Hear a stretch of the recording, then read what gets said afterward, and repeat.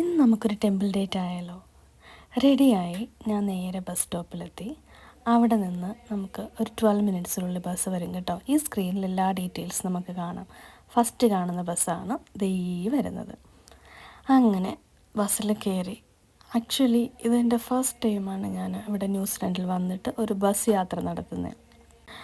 I was really excited. അങ്ങനെ സ്ഥലത്തിൻ്റെ ഭംഗിയൊക്കെ കണ്ടിങ്ങനെ പോവാണ്. ശരിക്കും ന്യൂസിലൻഡ് ബ്യൂട്ടി നിങ്ങൾക്ക് ചെറിയൊരു ഷോട്ടിൽ കാണാൻ കിട്ടും. നല്ല ഭംഗിയായിരുന്നു കാണാനായിട്ട്. ഇത് ആക്ച്വലി നമ്മൾ താമസിക്കുന്ന സ്ഥലത്തിന് കുറച്ചടുത്തായിട്ടുള്ളൊരു പാർക്കാണ്. പാർക്കിൻ്റെ പേര് എനിക്കറിയില്ല കേട്ടോ, but it's really beautiful to see.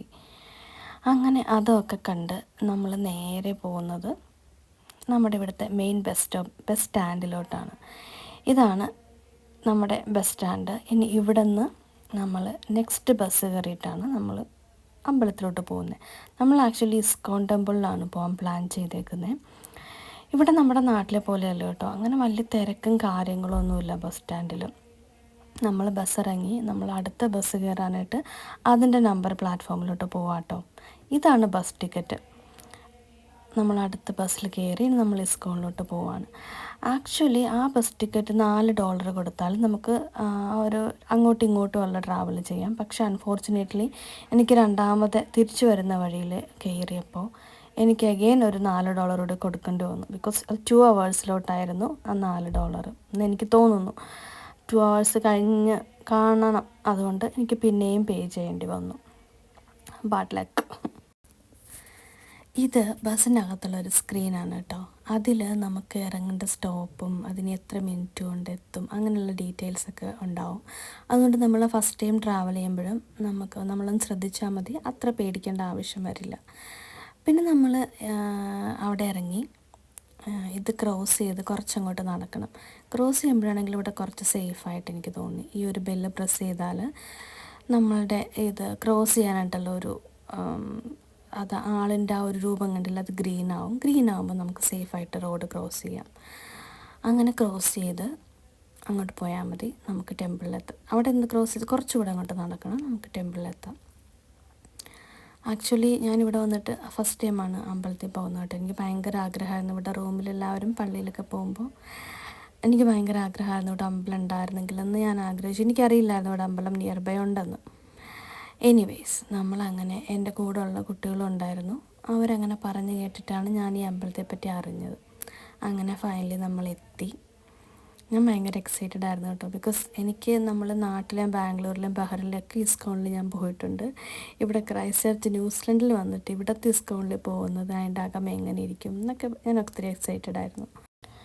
അങ്ങനെ നമ്മളകത്തേര് പ്രാർത്ഥിച്ചു. കുറച്ച് നേരം അവിടെ ഇരുന്ന്, അവിടെ മാറ്റൊക്കെ അവൈലബിൾ ആണ് കേട്ടോ. മാറ്റൊക്കെ ഇട്ട് നമ്മൾ കുറച്ച് നേരം അവിടെ ഇരുന്ന് പ്രാർത്ഥിച്ചു. അപ്പോഴാണ് ഒരാൾ വന്നിട്ട് പറഞ്ഞത് അമ്പലം അടയ്ക്കാറായി, ഒരു 11:30 ആവാറായിരുന്നു അന്നേരം. അടയ്ക്കാറായി എന്ന് പറഞ്ഞപ്പോൾ നമ്മൾ പെട്ടെന്ന് തന്നെ എണീറ്റ് തൊഴുത് ഇറങ്ങി കേട്ടോ. എന്തായാലും it was really blessed morning ആയിരുന്നു. എന്ന് വെച്ചാൽ എക്സാമൊക്കെ കഴിഞ്ഞ് ശരിക്കും സ്ട്രെസ്സായിട്ട് ഇങ്ങനെ ഇരിക്കുന്നൊരു ടൈമിലാണ് എന്തായാലും പോകാൻ പറ്റി, സന്തോഷമായി. പക്ഷെ നമ്മൾ കുറച്ച് ലേറ്റായി പോയതുകൊണ്ട് പ്രസാദമൊന്നും കിട്ടിയില്ല കേട്ടോ. നമുക്ക് തീർത്ഥം മാത്രമേ കിട്ടിയുള്ളൂ. അവിടെ നിന്ന് പ്രസാദം എനിക്ക് ശരിക്കും ഭയങ്കര ആഗ്രഹം ഉണ്ടായിരുന്നു. ആക്ച്വലി നമ്മൾ കുറച്ച് ലേറ്റായി പോയി. നമ്മൾ ചെന്ന് കുറച്ച് പ്രാർത്ഥിച്ച് കഴിഞ്ഞപ്പോഴേക്കും temple was about to close. So നമ്മൾ പെട്ടെന്ന് പ്രാർത്ഥിച്ചിട്ട് ഇറങ്ങി.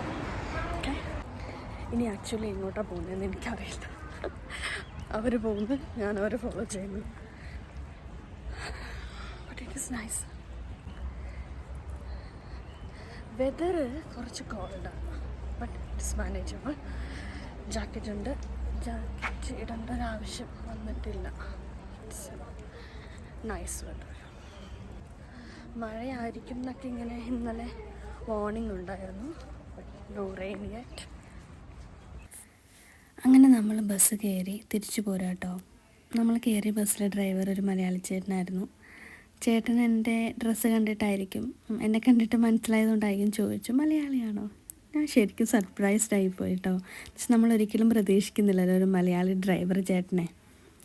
നമ്മളിരിക്കുന്ന സീറ്റിൻ്റെ ഫ്രണ്ടിലും ബസ്സിൽ ഫുള്ളും ഇങ്ങനെ ഒരു സ്റ്റോപ്പ് എന്നുള്ളൊരു ഇതുണ്ട് കേട്ടോ. അപ്പോൾ നമ്മുടെ നമുക്ക് ഇറങ്ങേണ്ട സ്റ്റോപ്പ് എത്തുമ്പോൾ അതിൽ പ്രസ് ചെയ്താൽ മതി, ചേട്ടൻ വണ്ടി നിർത്തി തരും. നമുക്ക് ഇറങ്ങി നമ്മുടെ വീട്ടിൽ പോവാം. എങ്ങനെയുണ്ട് ഐഡിയ? എനിവേയ്സ് അങ്ങനെ നല്ലൊരു മോർണിംഗ് ആയിരുന്നു. ബൈ.